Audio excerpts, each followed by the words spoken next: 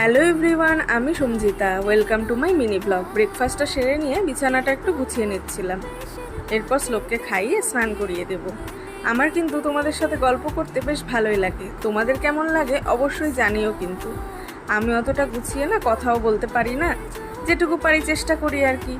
ভালো লাগে আমার গল্প করতে। দেখো শ্লোকের স্নান হয়ে গেছে, এবার আমিও স্নানটা সেরে পুজো দিয়ে নিচ্ছি। তারপর লাঞ্চটা করে নেব।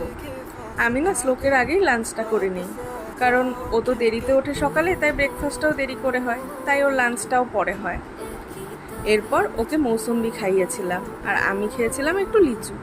এরপর ওকে ঘুম পাড়িয়ে দিয়েছি। আজকেও একটা পার্সেল এসেছিল।